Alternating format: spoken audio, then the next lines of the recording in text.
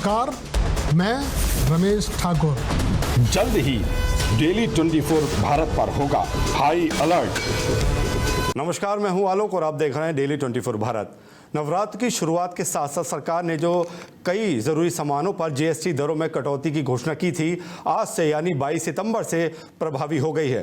रोज़मर्रा की चीज़ों से लेकर गाड़ियां और अन्य वस्तुएं सोमवार से सस्ती हो गई हैं। इसका सीधा फ़ायदा उपभोक्ताओं को मिलेगा।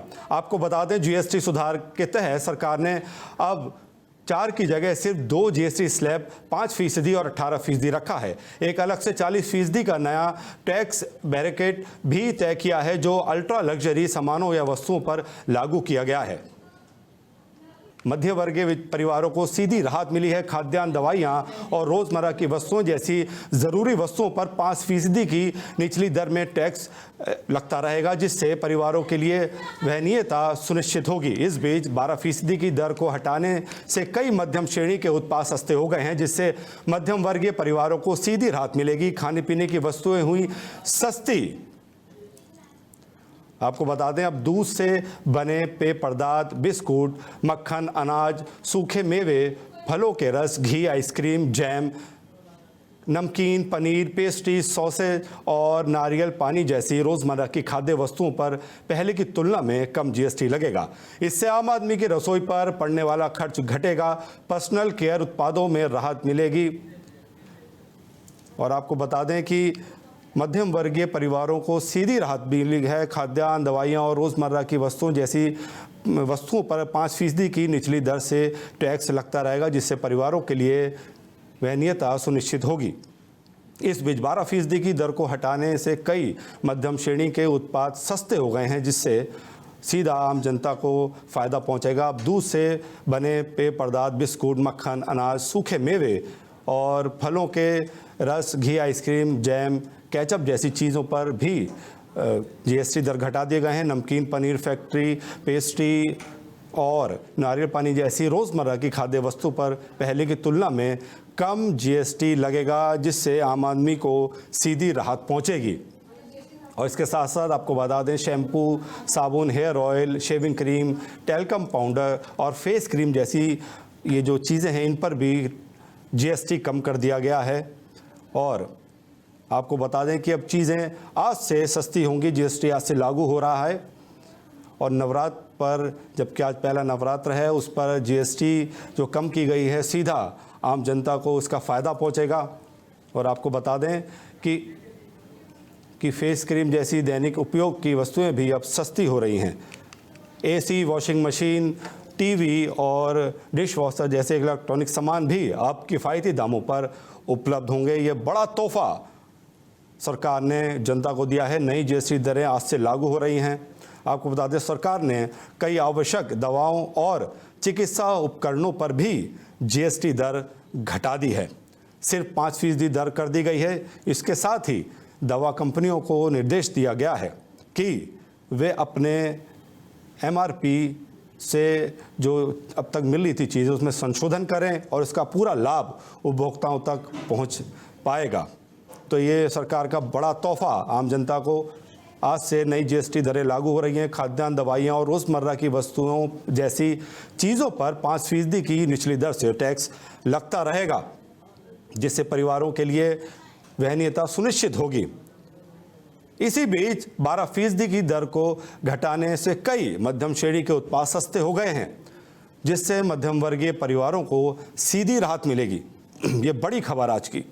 खाद्यान्न, दवाइयाँ और रोज़मर्रा की चीज़ें अब सस्ती हो गई हैं। दूध से बने पदार्थ भी जैसे बिस्कुट, मक्खन, अनाज, सूखे मेवे, फलों के रस, घी, आइसक्रीम, जैम, केचप, नमकीन, पनीर, पेस्ट्री, सॉस और नारियल पानी जैसी रोज़मर्रा की खाद्य वस्तुओं पर पहले की तुलना में कम जीएसटी लगेगा। सरकार का बड़ा तोहफ़ा आम आदमी को, जिससे आम आदमी की रसोई पर पड़ने वाला खर्च घटेगा। तो आपको बता दें, आज से नई जीएसटी दरें लागू हो रही हैं। शैम्पू, साबुन, hair oil, shaving cream, talcum powder और क्रीम जैसी दैनिक उपयोग की वस्तुएं भी अब सस्ती मिलेंगी, क्योंकि इन पर लगने वाला टैक्स घटा दिया गया है। सरकार का बड़ा तोहफा, शैम्पू, साबुन, हेयर ऑयल और शेविंग क्रीम जैसी चीज़ों पर भी अब दाम कम हो जाएंगे। अब सैलून, नाई, जिम, फिटनेस सेंटर और योग सेवाओं पर भी कम जीएसटी लगेगा। इससे इन सेवाओं का उपयोग और बढ़ेगा। अब सैलून, जिम, फिटनेस सेंटर में जो जीएसटी दर है कम लगेगी। इससे सेवाओं का उपयोग करने वालों की जेब पर कम असर पड़ेगा। ये बड़ा तोहफा, आज से जीएसटी की नई दरें लागू हो रही हैं, जिससे आम आदमी को सीधा फायदा। नवरात्र में बड़ा तोहफा, सरकार ने कई आवश्यक दवाओं और चिकित्सा उपकरणों पर भी जीएसटी दर घटाकर सिर्फ 5% कर दी है।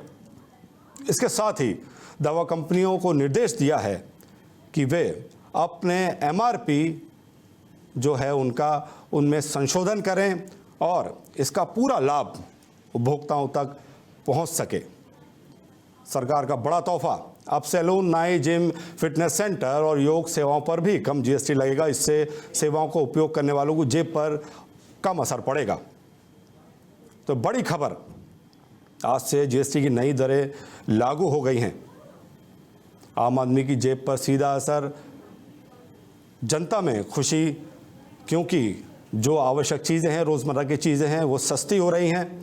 आपको बता दें, आम आदमी इससे आज बेहद खुश।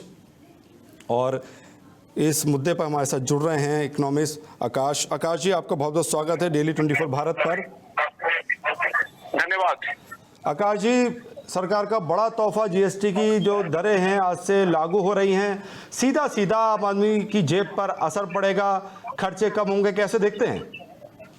जी हाँ, बहुत बढ़िया। दिवाली का एक सुपर तोहफा है सरकार की तरफ से जनता को, क्योंकि एक तरफ जनता अपनी एस्पिरेशंस पूरी कर पाएगी जी, अपनी सपनों का सामान ले पाएगी किफायती दाम पे। दूसरी तरफ क्या होगा, now when people would be consuming, manufacturing would be there, that would generate lot of job. So job generation would mean higher salaries. Middle class का क्या सपना होता है? मिडिल क्लास का सपना यही होता है कि उसका खर्चा कम हो और उसकी कमाई बढ़े। तो दोनों चीजें यहाँ पे पूरी होने वाली हैं और this would be a huge buying festival. इसी तरह मोदी है, बचत उत्सव लाया खुशियां लाया। बिटिया की आएगी नई स्कूटी, भाभी की आएगी अब नई गाड़ी। ग्लोबल इकोनॉमी की रेस में मोदी है सबसे बड़ा खिलाड़ी। This is how I would put it. इससे क्या है, ग्लोबल इकोनॉमी की ग्रोथ स्टोरी में भी हिंदुस्तान का नाम तेजी से बढ़ेगा और हमारी जीडीपी ग्रोथ भी 0.8% बढ़ गई। टैरिफ के कारण जो हिंदुस्तान की जीडीपी ग्रोथ में कुछ कमी आने की संभावना थी, कुछ अनएम्प्लॉयमेंट होने की संभावना थी, वो भी न्यूट्रलाइज हो जाएगा।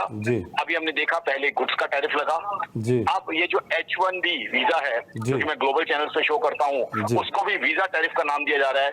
उसके इम्पैक्ट को भी न्यूट्रलाइज करेंगे, तभी हम डोमेस्टिक फ्रंट पे भी हर घर में खुशियां आएंगी, नौकरियां बढ़ेंगी, साथ ही साथ जो है ग्लोबल इकोनॉमी की रेस में भी हमने एक ये बहुत अच्छा सोल्यूशन निकाल दिया।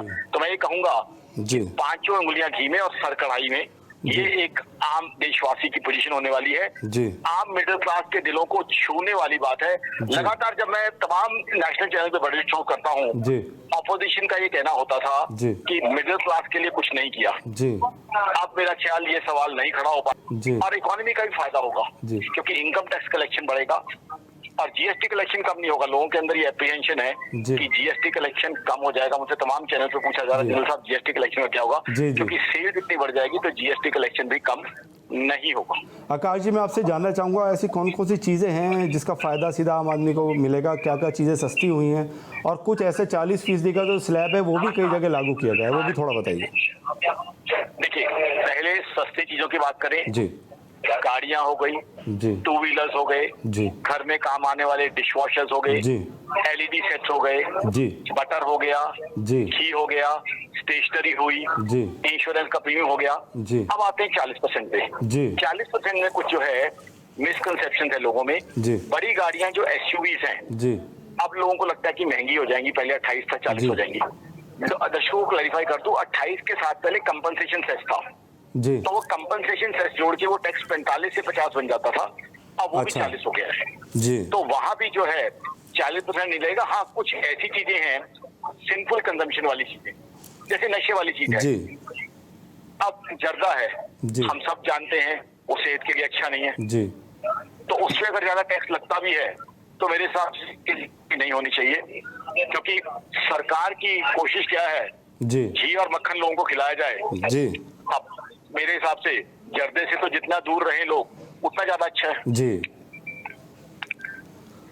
तो आकाश जी, आज का दिन बेहद अहम आप देख रहे हैं। मेरे हिसाब से बहुत बढ़िया दिन है, टाइमिंग बहुत अच्छी है। देखिए क्रिकेट का माहौल चल रहा है, नवरात्र का भी पहला दिन है। नवरात्र और क्रिकेट का माहौल दोनों चल रहा है। क्रिकेट में अक्सर कहा जाता है बैट्समैन वो कामयाब होता है जिसकी टाइमिंग अच्छी होती है। जी यहाँ हमारे प्रधानमंत्री मोदी साहब ने एक कुशल खिलाड़ी की तरह टाइमिंग बहुत अच्छी दिखाई है। जी नवरात्र का पावन उत्सव, नवरात्र का वो ऑस्पिशियस या होली वक्त जब हम सब लोग बाइंग करते हैं दबा के, जी पूरा परिवार वेट कर रहा होता है कि नवरात्र के समय ये खुशियां लाएंगे, जी तो वो इस समय बाइंग का एक फेस्टिवल पूरा जो है जी एक तरह का इनिशिएटिव हो जाएगा। और आने वाले 9 दिन में मेरी ऑर्गेनाइजेशन आकाश चंद्र रिसर्च है, इतनी ज्यादा सेल्स होंगी कि आज तक इंडिया की हिस्ट्री में कभी नहीं हुई होंगी। अच्छा। और उसका फायदा क्या है, उससे जॉब जनरेशन होगा, जी रोजगार सृजन होगा। जब मैन्युफैक्चरिंग होगी, एक नई गाड़ी बनती है तो उससे 18,000, जी हाँ ये पूरी कैलकुलेशन है, मैं 1800 नहीं 18,000 कह रहा हूँ, 18,000 नई जॉब जनरेट होती हैं। जी तो इस तरीके से जॉब जनरेशन भी होगा। जी आकाश जी, बहुत बहुत धन्यवाद हमसे जुड़ने के लिए, तमाम जानकारी साझा करने के लिए। तो आज का बड़ा दिन, जीएसटी की नई दरें लागू हो चुकी हैं, सीधा असर आम आदमी की जेब पर। आज का दिन हर भक्त के लिए बेहद खास है। शारदीय नवरात्रि का पावन पर्व आज से शुरू हो चुका है। देश भर में आज सुबह से ही मंदिरों में भक्तों का सैलाब उमड़ रहा है। हर ओर सिर्फ एक ही आवाज, जय माता दी। मां दुर्गा की आराधना में लीन भक्त, आस्था में डूबा हर कोना और मंदिरों में गूंजते मां के जयकारे। इस खास मौके पर देश के प्रधानमंत्री नरेंद्र मोदी ने भी देशवासियों को नवरात्रि की शुभकामनाएं दी हैं। पीएम मोदी ने सोशल मीडिया पर लिखा, आप सभी को नवरात्रि की अनंत शुभकामनाएं। साहस, संयम और संकल्प के भक्ति भाव से भरा ये पावन पर्व हर किसी के जीवन में नई शक्ति और नया विश्वास लेकर आए। जय माता दी। इसके साथ ही प्रधानमंत्री ने देशवासियों से स्वदेशी अपनाने और मेड इन इंडिया प्रोडक्ट्स को प्राथमिकता देने की अपील की है। नवरात्रि न सिर्फ एक धार्मिक पर्व है, बल्कि आत्मबल, स्वावलंबन और स्वदेशी सोच का भी प्रतीक है। तो आइए इस नवरात्रि मां दुर्गा से शक्ति, संयम और सद्भाव की कामना करें और साथ ही एक नया संकल्प लें, वोकल फॉर लोकल बनने का। नवरात्रि की आप सभी को हार्दिक शुभकामनाएं। ये शब्द पीएम मोदी ने कहे हैं। 22 सितंबर को प्रधानमंत्री नरेंद्र मोदी करने जा रहे हैं एक महत्वपूर्ण पूर्वोत्तर दौरा, जिसमें वो अरुणाचल प्रदेश और त्रिपुरा को देंगे 5100 करोड़ रुपए से अधिक की विकास परियोजनाओं की सौगात। पीएम मोदी ईटानगर में आयोजित एक विशेष कार्यक्रम के दौरान 2 प्रमुख जल विद्युत परियोजनाओं की आधारशिला रखेंगे। हियो और तातो, ये दोनों प्रोजेक्ट्स अरुणाचल प्रदेश के शियोम जिले की सियो नदी पर प्रस्तावित हैं। इनकी कुल लागत करीब 3700 करोड़ रुपए है। इन परियोजनाओं से सिर्फ बिजली नहीं मिलेगी, बल्कि भारत की रणनीति स्थिति भी होगी और मजबूत, क्योंकि ये इलाके चीन सीमा से सटे हुए हैं। भारत का लक्ष्य है कि अरुणाचल को बनाया जाए मजबूत भारत का ऊर्जा केंद्र, जहां कुल जल विद्युत क्षमता है 58,000 मेगावाट से भी अधिक की। इसी दिन प्रधानमंत्री तवांग में एक अत्याधुनिक कन्वेंशन सेंटर की भी नींव रखेंगे। ये केंद्र लगभग 9820 फीट की ऊंचाई पर बनाया जाएगा और इसमें 1500 प्रतिनिधियों के बैठने की व्यवस्था होगी। दिल्ली की राजनीति में आज एक बड़ा धमाका हुआ है। मुख्यमंत्री रेखा गुप्ता के एक बयान ने सियासी तूफान खड़ा कर दिया है। एक टीवी इंटरव्यू के दौरान जब उनसे विपक्ष के आरोपों को लेकर सवाल पूछा गया कि क्या बीजेपी ईवीएम हैक करके चुनाव जीत रही है, तो सीएम रेखा गुप्ता का जवाब हैरान कर देने वाला था। रेखा गुप्ता ने कहा, जब आप लोग 70 साल से कर रहे हैं तो कुछ नहीं, हमने ईवीएम हैक कर लिया तो बुरा लग गया। इस बयान के बाद विपक्ष, खासकर आम आदमी पार्टी ने तीखा हमला बोला है। आपने सोशल मीडिया पर वीडियो पोस्ट करते हुए लिखा, दिल्ली की मुख्यमंत्री खुद मान रही हैं कि उन्होंने ईवीएम हैक की और ये सिर्फ रेखा गुप्ता का बयान नहीं, बल्कि बीजेपी के लिए भी संकट का सबब बनता जा रहा है। सवाल उठ रहे हैं कि क्या वाकई चुनावों में गड़बड़ी की जा रही है, और अगर नहीं तो क्या ये एक ज़ुबान फिसलना है जिसका राजनीतिक असर गंभीर हो सकता है। सादे रेखा गुप्ता का बड़ा बयान। रेखा गुप्ता ने कहा जब वो 70 साल से कर रहे हैं तो कुछ नहीं, और अगर हमने ईवीएम हैक कर लिया तो उनको बुरा लग गया। इस बयान ने राजनीति में तूफान मचा दिया है। विपक्ष सीधा हमला बीजेपी पर कर रहा है। वो कह रहा है कि क्या बीजेपी ईवीएम हैक करके चुनाव जीत रही है। रेखा गुप्ता के इस बयान ने राजनीति में भूकंप पैदा कर दिया है।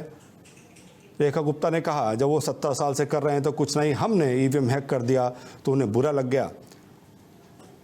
सीएम रेखा गुप्ता ने एक टीवी इंटरव्यू में ये बयान दिया है जिसे लेकर सियासी भूचाल। हमारे साथ जुड़ रहे हैं शुभेंदु शेखर अवस्थी बीजेपी से। शुभेंदु जी, आपका बहुत बहुत स्वागत है डेली 24 भारत पर।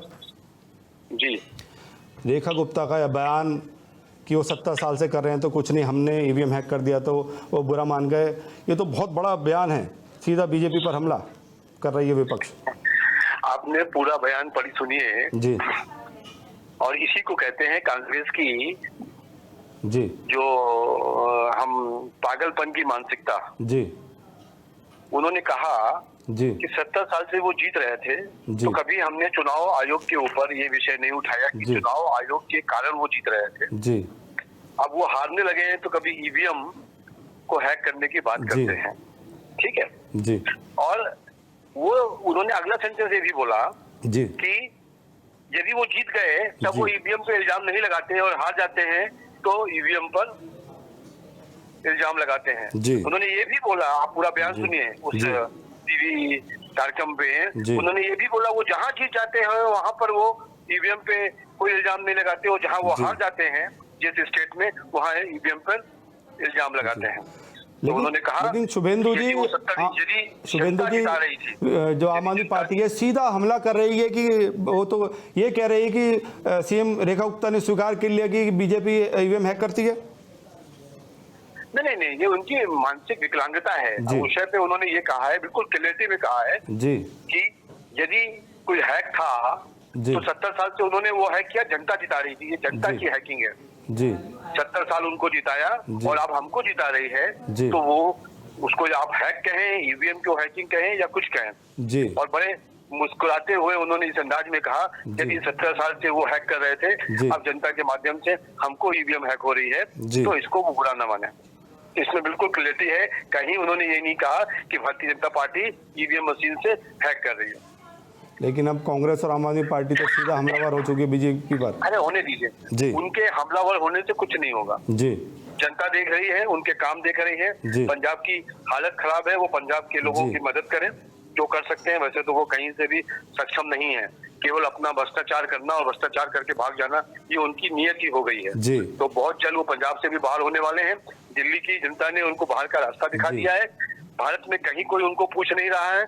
इसलिए राजनीति में बने रहने के लिए जी, फिर से बोल रहा हूँ, राजनीति में बने रहने के लिए उटपटांग बयानबाजी आम आदमी पार्टी के लोग कर रहे हैं जी। शुभेंदु जी, बहुत बहुत धन्यवाद हमसे जुड़ने के लिए। तो सीएम रेखा गुप्ता का बयान से दिल्ली की राजनीति में भूचाल आ गया है। उन्होंने एक टीवी इंटरव्यू में कहा है कि वो 70 साल से कर रहे थे तो कुछ नहीं, लेकिन हमने किया तो उन्हें बुरा लग गया। अब आम आदमी पार्टी हो या कांग्रेस हो, दोनों बीजेपी पर हमलावर हैं और इस बयान ने दिल्ली की राजनीति में भूचाल ला दिया है। रेखा गुप्ता ने यह बयान एक टीवी इंटरव्यू के दौरान दिया है, जिन्होंने उनमें कहा है कि वो 70 साल से कर रहे थे तो कुछ नहीं, लेकिन हमने किया तो उन्हें बुरा लग गया। और इस पर ज़्यादा जानकारी के लिए आम आदमी पार्टी से रवि पांडे हमारे साथ जुड़ रहे हैं। रवि जी, आपका बहुत बहुत स्वागत है डेली 24 भारत पे। रवि जी, बहुत धन्यवाद जी। रवि जी, सीएम रेखा गुप्ता का यह बयान कैसे देखते हैं आप? लोग कह रहे हैं कि रेखा गुप्ता ने स्वीकार कर लिया है कि बीजेपी ईवीएम हैक करती है। देखिए, दिल्ली विधानसभा चुनाव के वक्त आम आदमी पार्टी ये कह रही थी कि भारतीय जनता पार्टी जी दिल्ली में लोकतंत्र का चीरहरण कर रही है जी। मोदी कृषि के माध्यम से दिल्ली में डेमोक्रेसी को खत्म करने की कोशिश की जा रही है जी। अब स्वतः दिल्ली के मुख्यमंत्री रेखा गुप्ता जी ने स्वीकार कर लिया कि दिल्ली में डेमोक्रेसी से भाजपा ने चुनाव नहीं जीता, बल्कि मोदीक्रेसी को लगा करके भारतीय जनता पार्टी ने चुनाव जीता है। और इस मोदीक्रेसी में चुनाव आयोग से लेकर के जी दिल्ली पुलिस और इनकी तमाम ऐसी एजेंसियां लगी थी जो भारतीय जनता पार्टी को जिताने की कोशिश कर रही थी। जी मुझे लगता है कि ये लोकतंत्र के लिए बहुत ही दुर्भाग्यपूर्ण है कि भारतीय जनता पार्टी ने दिल्ली की जनता की वोट की ताकत को खत्म करने की कोशिश की जी और उसके बाद उन्होंने लोकतंत्र का मजाक बनाया, जी डेमोक्रेसी में मोदीक्रेसी को हावी करने की कोशिश की, जो कि बहुत ही दुर्भाग्यपूर्ण है। जी लेकिन रवि जी, बीजेपी कह रही है कि जो बयान है उसको तोड़ मरोड़ कर आम आदमी पार्टी और कांग्रेस पेश कर रही है। उन्होंने ऐसा कुछ नहीं कहा कि ईवीएम हैक करती है बीजेपी, ऐसा उन्होंने बयान नहीं दिया है। देखिए, भारतीय जनता पार्टी का इतिहास रहा है कि जो पार्टी सूट बूट लूट और झूठ के बुनियाद पर राजनीति करती हो, जी वो राजनीतिक दल कह रही है कि बयानों को तोड़ करके पेश किया गया है। जी मुझे लगता है कि बीजेपी आईटी सेल के लिए तो बड़ी गंभीर विषय है ये, जी क्योंकि बीजेपी के आईटी सेल पूरे देश में झूठ का प्रचार करने में सबसे ज्यादा माहिर है। जी तो ये तो भारतीय जनता पार्टी की जो सबसे बड़ी न्यू है वो न्यू हिल रहा है आपके हिसाब से। जी तो रेखा गुप्ता जी ने ईमानदारी से स्वीकार किया कि उन्होंने बेईमानी से चुनाव जीता है। जी दिल्ली की जनता अरविंद केजरीवाल जी के साथ खड़ी थी, लेकिन मोदीक्रेसी ने रेखा गुप्ता जी और भारतीय जनता पार्टी को चुनाव जिताने में पूरी दमखम लगा दिया। जी जो देश के लोकतंत्र के लिए, देश के संविधान के लिए, देश के संवैधानिक मूल्यों के लिए, जी और सबसे बड़ी बात कि दिल्ली की जनता की वोट के लिए सबसे बड़ी चिंता का विषय है जी। कि दिल्ली की जनता की वोट की ताकत को कम करने का काम भारतीय जनता पार्टी ने किया है। जी रवि जी, बहुत बहुत धन्यवाद हमसे जुड़ने के लिए, तमाम जानकारी साझा करने के लिए। तो आपको बता दें, सीएम रेखा गुप्ता के बयान से दिल्ली में राजनीति में भूचाल आ गया है। आम आदमी पार्टी और कांग्रेस सीधा हमला बीजेपी पर कर रही है। बिहार विधानसभा चुनाव की तारीखों के ऐलान से पहले राज्य का सियासी माहौल गरमाया हुआ है। इसी बीच बीजेपी ने आरजेडी नेता और नेता प्रतिपक्ष तेजस्वी यादव पर गंभीर आरोप लगाए हैं। भाजपा का दावा है कि तेजस्वी यादव की विशाल जिले की महुआ विधानसभा में हुई सभा में प्रधानमंत्री नरेंद्र मोदी की मां को अपशब्द कहे गए हैं। बीजेपी के आईटी प्रमुख अमित मालवीय, बिहार के डिप्टी सीएम सम्राट चौधरी, विधायक लखेंद्र पासवान समेत कई नेताओं ने सोशल मीडिया पर एक वीडियो जारी कर इस घटना को उजागर किया है। वीडियो में भीड़ की ओर से पीएम मोदी को और उनके परिवार के खिलाफ आपत्तिजनक भाषा का इस्तेमाल दिखाया गया है। यह घटना तेजस्वी यादव की बिहार अधिकार यात्रा के दौरान हुई, जब वे महुआ विधानसभा क्षेत्र में जनसभा को संबोधित कर रहे थे। आरोप है कि मंच पर तेजस्वी के साथ आरजेडी विधायक डॉक्टर मुकेश रोशन भी मौजूद थे। हालांकि अभी तक तेजस्वी यादव ने इस मामले पर कोई आधिकारिक बयान नहीं दिया है। आपको बता दें कि तेजस्वी यादव की रैली में भीड़ में से किसी ने पीएम मोदी की मां को आपत्तिजनक शब्द कहे हैं, जिससे बिहार की राजनीति दोबारा गर्मा गई है। हमारे साथ जुड़ रहे हैं आरजेडी की प्रवक्ता अनीता यादव। अनीता जी, बहुत स्वागत है डेली 24 भारत पर। जी नमस्ते। अनीता जी, तेजस्वी यादव की रैली में भीड़ में से फिर किसी ने पीएम मोदी की मां को आपत्तिजनक शब्द कहे हैं, कैसे देखती हैं? क्या ऐसे शब्दों का इस्तेमाल होना चाहिए? बिल्कुल नहीं होना चाहिए जी, लेकिन ये तो अजीब सा बात है कि इस पे तो कार्रवाई करनी चाहिए सरकार को। जी। चिन्हित करके कौन है वो लोग, उनको पर कार्रवाई करनी चाहिए। जी। और सबसे मजेदार बात ये है कि वो वीडियो को मैं देखी हूँ जो भाजपा के द्वारा चलाया जा रहा है। जी, ये पीछे से वीडियो लिया गया है। जी, वीडियो लेने वाले को कैसे पता था कि यहाँ पे गाली देने वाला है, माने कोई देगा, क्योंकि आरजेडी वहां से तो करता नहीं रिकॉर्डिंग, जी, है ना। जी। मंच से काफी दूर से गाली दिया गया है। जी, मंच तक तो आवाज भी नहीं पहुंच पाई होगी। जी, तो ये बड़ा सोचने वाली बात है। ये क्या राजनीति इतनी ओछी भी हो सकती है क्या? जी, खैर जो भी हो, सरकार उनकी है और ऐसे में मैं उम्मीद करती हूँ जी, कि जो भी हो, जिसने भी गाली देने का काम किया उसको चिन्हित करके सरकार जी उसको सजा दे। जी, अनीता जी, बहुत बहुत धन्यवाद हमसे जुड़ने के लिए। तो पीएम मोदी की मां को दोबारा आपत्तिजनक शब्द कहे गए हैं। तेजस्वी यादव की रैली में भीड़ में से किसी ने ये शब्द कहे हैं। अभी तक ये पूरी तरीके से पता नहीं चल पाया है कि ये किसने कहा है और उस व्यक्ति की अभी पहचान नहीं हो पाई है। बीजेपी ने आरजेडी पर हमला बोला है।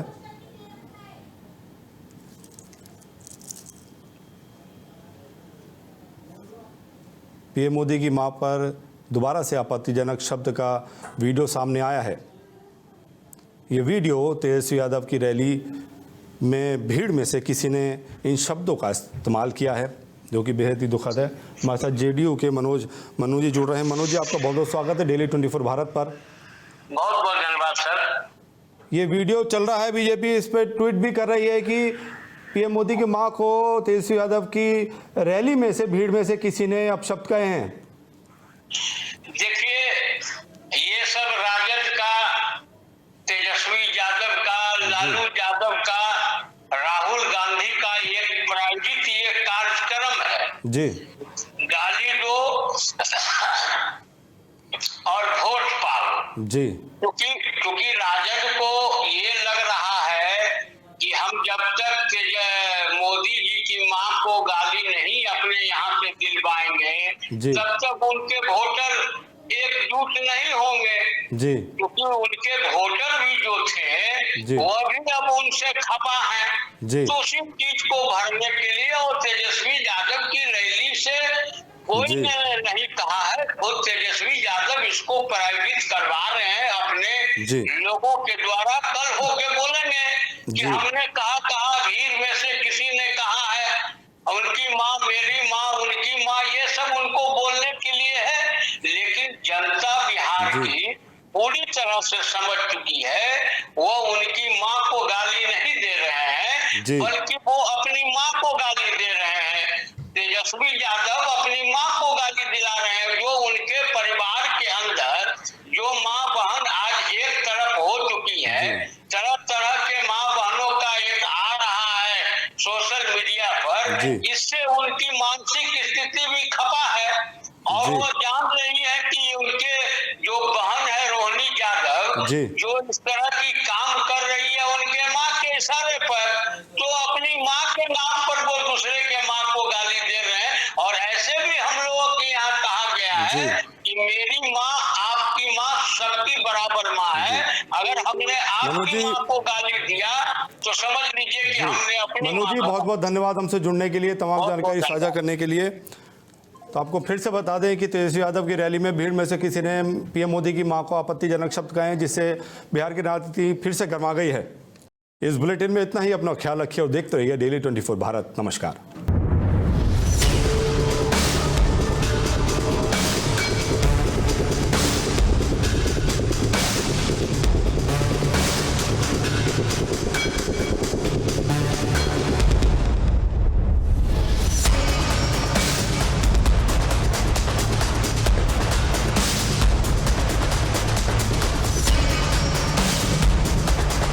नमस्कार, मैं रमेश ठाकुर। जल्द ही डेली 24 भारत पर होगा हाई अलर्ट।